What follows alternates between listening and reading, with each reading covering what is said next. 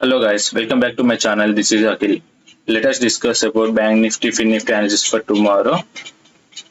First of all మనం today's price action discuss చేసుకుందాము. నేను ప్రీవియస్ డే నిన్నటి అనాలిసిస్ ప్రకారం market previous day low near to low closing ఇచ్చింది. ఇది డే ప్రీవియస్ డే లో ఇక్కడ లో క్లోజింగ్ ఇస్తే మార్కెట్ ఈ రోజు ఓపెనింగ్ అనేది ఫ్లాట్ జరిగితే ఒక బ్రేక్ డౌన్ ఇస్తే మనం పుల్ బ్యాక్ చేసేలా ట్రేడ్ తీసుకోవచ్చు అని చెప్పాను. బట్ గ్యాప్ అప్ అయినా గ్యాప్ డౌన్ అయిపోయినా కంప్లీట్లీ వాలటాలిటీ జరుగుతుంది అని చెప్పాను. మార్కెట్ కంప్లీట్లీ గ్యాప్ డౌన్ జరిగింది. కంప్లీట్లీ ఒక ట్రెండ్ మార్కెట్ కాకుండా ఒక లెంతీ వాలటైలిటీ సెషన్ జరిగింది ఫస్ట్ ఆఫ్ ఆల్. సో మనం ఈ అనాలిసిస్ బేస్ చేసుకొని మార్కెట్ రేపు ఏ విధంగా బిహేవ్ చేస్తుంది అనేది ఫస్ట్ ఆఫ్ ఆల్ మనం డిస్కస్ చేసుకున్నాం. దానికి ముందు మనం ఫస్ట్ ఆఫ్ ఆల్ మనం లాంగర్ టైం ఫ్రేమ్కి వెళ్దాం. 1 hour time frame. 1 hour time frame లో మనకి ఏ విధంగా కనిపిస్తుంది మార్కెట్ లో ఒక strong support and resistance, and also మనం ఇక్కడ ఒకటి డ్రా చేసుకున్నాం ఈ సెల్లర్ ట్రాప్ అని చెప్పేసి. ఇది ఒక సెల్లర్ ట్రాప్.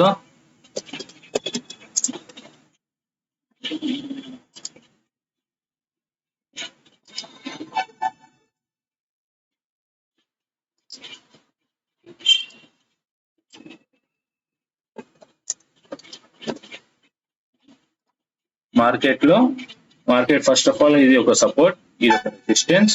సో ఈ సపోర్ట్ లెవెల్ దగ్గర సపోర్ట్ అని ఏ విధంగా మనం డిస్కస్ చేసుకున్నాము. ఇది 1, 2, 3 times, 1 time, 2 time, 3 time and 4 time. 4 times support దగ్గర టెస్ట్ చేసి 4th టైం మనకి బ్రేక్ డౌన్ ఇచ్చింది. బ్రేక్ డౌన్ ఇచ్చిన తర్వాత మనకి డౌన్ సైడ్ వెళ్ళిందా, డౌన్ సైడ్ వెళ్ళకుండా 4 times సపోర్ట్ దగ్గర టెస్ట్ చేసుకుంటే బ్రేక్ డౌన్ కాకుండా మళ్ళీ అది అప్ సైడ్ బ్రేక్ ఇచ్చి మనకి స్లో అండ్ స్టడీగా అదే రేంజ్ లో కన్సాలిడేషన్ చేసుకుంటూ హైయర్ సైడ్ మూమెంటం జరుగుతుంది. సో మనకి ఈ లెవెల్ మనకి ఏ విధంగా కనిపిస్తుంది, ఇది ఒక సపోర్ట్, ఇది ఒక రెసిస్టెన్స్. ఇక్కడ మార్కెట్ లో సెల్లర్ ట్రాప్ జరిగింది.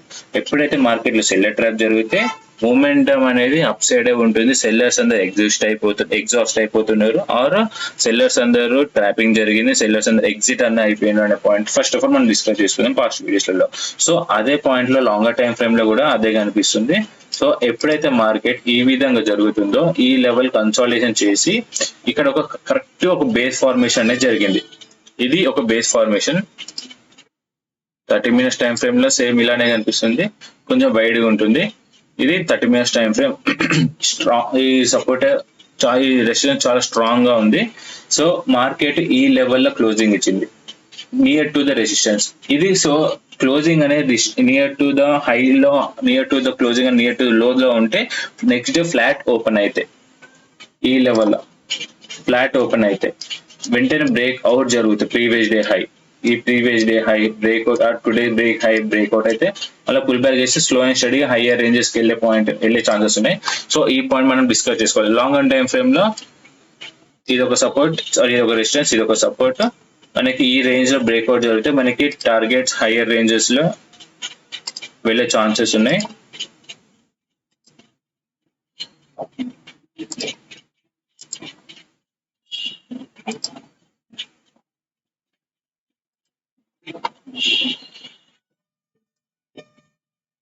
రేపు ఒకవేళ బ్రేక్అవుట్ జరిగితే ఈ విధంగా ఒక 100 points స్టాప్ లాస్ పెట్టుకొని స్లో అండ్ స్టడీగా ట్రయల్ చేసుకోవచ్చు, ఈ లెవెల్ వరకు టార్గెట్ తీసుకోవచ్చు.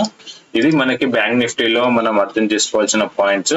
And also first of all మనం రేపు ఏ విధంగా ట్రేడ్ తీసుకోవాలనేది షార్టర్ టైం ఫ్రేమ్ లో మనం డిస్కస్ చేసుకుందాం. First 5 minutes time frame. 5 minutes time frame లో మనకి ఈ ప్రీవియస్ డే హై లో market near to the resistance లో క్లోజ్ అయింది, not in the middle of the resistance and support. First of all మనం ఈ విధంగా ట్రేడ్ అయినాక మనకి ఒకవేళ ఫ్లాట్ కనుక ఓపెన్ అయితే ఇదే రేంజ్ లో ఈ హై ఈ లో మార్కెట్ క్లోజింగ్ అనేది ఈ లెవెల్లో ఇచ్చింది. సో ఈ రేంజ్ లో మార్కెట్ ఓపెన్ అయితే కన్సాలిడేషన్ చేస్తుంది. బట్ మనకి ఏ విధంగా మనం ట్రేడ్ తీసుకుంటాం, మార్కెట్ బుల్లిష్ లో ఉంది are near to the resistance మనకి బ్రేక్ అవుట్ అయ్యే ఛాన్సెస్ లో ఉన్నాయి. కాబట్టి మార్కెట్ ఎప్పుడైనా ఈ లెవెల్లో ఫ్లాట్ ఓపెన్ అయితే ఒక డబుల్ ప్యాటర్న్ చేసుకొని ఒక బ్రేక్అవుట్ ఇస్తే ఒక పుల్ బ్యాక్ లో ఎంట్రీ తీసుకోవడంలో అప్ టు ఈ లెవెల్ వరకు టార్గెట్. ఎంట్రీ తీసుకోవడం చాలా బెస్ట్. ఎందుకంటే మార్కెట్ బుల్లిష్ లో ఉంది, బుల్లిష్ కూడా కాదు, మార్కెట్ కన్సాలిడేషన్ చేస్తూ బుల్లిష్ లో ఒక రెసిస్టెన్స్ బ్రేక్ అవుట్ అయ్యే రేంజ్ లో ఉంది అనేది మనం ఫస్ట్ డిస్కస్ చేసుకోవాలి. ఇది ఫ్లాట్ ఓపెన్ అయినా గ్యాప్ అప్ ఓపెన్ అయినా ఇదే రేంజ్ లో ఓపెన్ అయితే, ఒకవేళ గ్యాప్ అప్ ఓపెన్ అయ్యి slow and study down side చేసినా ఇదే డబుల్ ప్యాటర్న్ తోటి ఎంట్రీ తీసుకొని, ఒకవేళ గ్యాప్ డౌన్ ఈ లెవెల్ ఓపెన్ అయినా, ఈ లెవెల్ 50% రిజెక్షన్ లెవెల్ ఇది, ఈ లెవెల్ లో గ్యాప్ డౌన్ ఓపెన్ అయినా స్ట్రాంగ్ సపోర్ట్, ఎందుకంటే ఇక్కడ చాలా స్ట్రాంగ్ కన్సాలిడేషన్ చేసింది. సో ఈ లెవెల్ వరకు ఓపెన్ అయినా కూడా మార్కెట్, ఈ లెవెల్ వరకు ఓపెన్ అయినా కూడా కంప్లీట్ డబుల్ ప్యాటర్న్ చేసి ఒక బ్రేక్అవుట్ ఇచ్చి హయ్యర్ రేంజెస్ వెళ్ళడానికి ఛాన్సెస్ ఉన్నాయి. ఈ లెవెల్ వరకు కంప్లీట్ గా బుల్లిష్ కోసమే ఫైండ్ అవుట్ చేసుకోవాలి. ఓకే, సేమ్ ఇదే పాయింట్ లో ఫిన్ నిఫ్టీ అనాలిసిస్ కూడా same to same bank Nifty లానే ఉంది.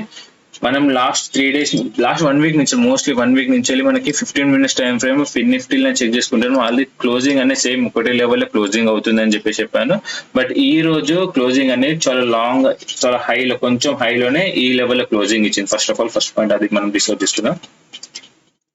ఇది హైలో క్లోజింగ్ ఇచ్చింది. సో మనం డ్రా చేసుకున్నది సపోర్ట్, ఇవి రెసిస్టెన్స్. ఈ resistance nearly day high near లో క్లోజింగ్ ఇచ్చింది. సో నిఫ్టీ కూడా same to same, all bank Nifty both same analysis మాత్రమే. కాకపోతే ఇది బ్రేక్ అవుట్ జరగాలి, మార్కెట్ లో బ్రేక్ అవుట్ జరిగిన తర్వాతనే ఫ్లాట్ ఓపెన్ అయినా నియర్ టు ఈ లెవెల్ లో క్లోజింగ్ ఇచ్చిన, ఓపెన్ అయినా కూడా ఈ లెవెల్ క్లోజింగ్ ఇచ్చినా, ఈ లెవెల్ ఓపెనింగ్ ఇచ్చినా, ఏ విధంగా జరిగినా కూడా బ్రేక్ అవుట్ జరిగిన తర్వాత ఒక ప్యాటర్న్ ఎంట్రీ తీసుకోవడానికి ట్రై చేయండి.